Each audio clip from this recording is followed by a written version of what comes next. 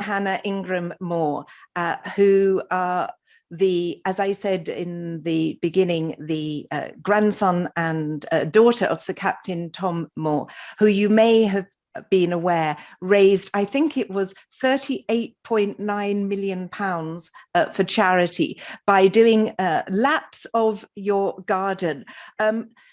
Unfortunately, he passed away last month. And Benji, you gave a beautiful, beautiful eulogy at that funeral, where you said that your grandfather really helped you become the person that you are today.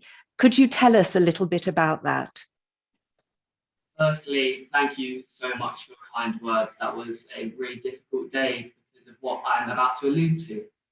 So I had the incredible opportunity of living with my grandfather, Captain Sir Tom, since I was 3 years old. And to put that into context, I'm now 17. Living with that different generation gave me a whole new outlook on life that I don't believe I would have had before that.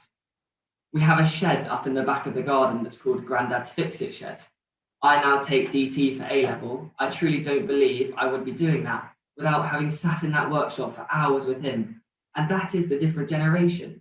I believe our generation is stereotyped to be one very much in technology. I'm probably not looking at that more arts and crafts way, but having an outlook from him was incredibly important. Hearing the war stories from when he was in World War II gives you a complete new outlook on life that we just haven't experienced in our generation. So living with him was the most incredible thing for me, and most certainly he shaped the person I am, absolutely. Benji, tell us, what do you think that you learned from him, and what did he learn from you, perhaps in terms of qualities and outlook on life? I think for me, what I learned from him was to hold your values very dear to you. The values of respect and the values for looking around at the beauty that we see everywhere. We, as I said before, we very easily get locked inside onto our phones. But what he taught me was we have to look outwards. We have to see the respect in people.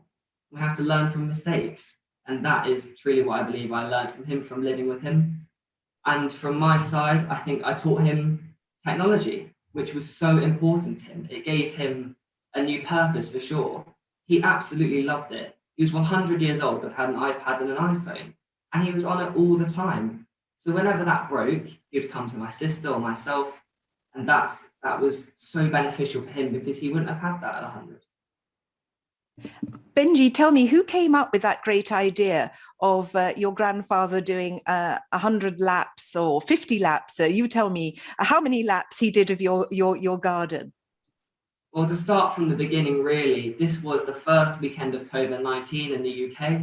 It was very difficult. We are a normal family, to put that straight. We set no campaign to start with. But my granddad was just walking up and down the garden looking to rehab after he broke his hip a year before. And my father said, I'll give you £1 a lap until your 100th birthday, which was at the end of the month. And then amazingly, my mum said, well, why don't we start raising money for the NHS COVID appeal? Because that was a huge thing for us, especially in the UK. And it kind of just grew from there. I took the social media side of it. My mum set out a small press release. And so organically, it grew and it grew to be where we are today and have the opportunity to be on this call and speak to everyone. It was the most amazing 3 weeks where, as you said, we raised 38.9 million, including gift aid. And it was probably the best experience of my life. Absolutely. And you mentioned your mum there, Hannah. Hannah, you really started this, didn't you? This intergenerational contact by inviting Captain Tom to come and live with you. Perhaps you can tell us a little bit about that and how important it is, you think, the role of parents to facilitate this intergenerational contact. Thank you, Claire, and hello, everybody. This is just a phenomenal opportunity, I think, to highlight ageism and the positive impact we can have if we invest in older people and we recognize them for the wealth of experience that they have. So for our story, my mother sadly died in 2006 and it left my father widowed, and he was in his 80s then. And my husband and I were moving to set up our own business, and we really understood that with a new business and young children, the reality was that we wouldn't be able to get back to see him as often as we had. So I went to see him and I said, look, we really don't want to leave you here on your own, and we want you to come, please come with us. And he didn't feel lonely, by the way. He wasn't that type of man. But our feeling was that it was okay to not feel lonely in that minute. But what happened in the next 5 years or 10 years? So I think he actually thought quite hard about the potential to lose his independence. But we sat and talked about it, and we really begged him to come. And he said yes, and we were thrilled. And we didn't honestly think about what that made us. We felt that it was just what we wanted to do. So we walked through the doors of this house as a 4 then. It was before Georgia was born. We'd been a 3 and a 1, and we walked through the doors as a 4. And I just can't tell you what, it's hard to explain the magic that happened, because we all drifted into this multi-generational existence where we just, because we did, lent on each other. And we suddenly became part of this magical reciprocal mentoring process where we looked up and we looked down and we looked at this incredible respect. We respected his independence. We respected his values. We respected everything he stood for, and he did the same for us. And what happened is our values became immersed together. And so never did anyone, once he was in this setting, say, oh, he's a bit old and past it, isn't he? Because what happened to him, he became invested in. He had purpose. Every day of his life, he stepped out knowing that we were behind him, and he had his own life and his own values, and he had his own purpose.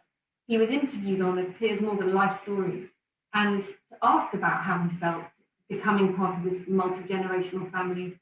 And he said it was the best thing he ever did. Actually makes us really emotional, because we did it because we loved him, not because we thought about the impact. But all I can tell you is the investment, that small investment of living together, I think it gave him life, it gave him purpose, it gave him joy. And because of that, when my husband said, hey, Tom, keep walking, we'll give you £1 a lap till your 100th birthday. And I went, oh, let's not do £100, let's make it 1,000. He went, great. And because of our multi-generational magical existence, look what happened. Because we were there, right there as Team Tom, as he set about walking. We didn't mean to do it. We really didn't mean to do it. And within 3.5 weeks, £38.9 million, and people from 163 countries donated, only 32 didn't. And we just had this incredible gift and of talking to the world. But with that comes a powerful responsibility that sits across the family's shoulders. One of those responsibilities is to conquer the myth of age. And we hold it really closely as if it's gold dust in our hand. And we want to shatter that barrier of ageism. We hope we can just help a little bit. Thank you very, very much, Hannah. And just to go back to Benji, you had the great fortune to spend such a long time with your grandfather, as Hannah says, this really multi-generational connection. Does that happen with your friends? Do you think that it should happen? There should be more contact?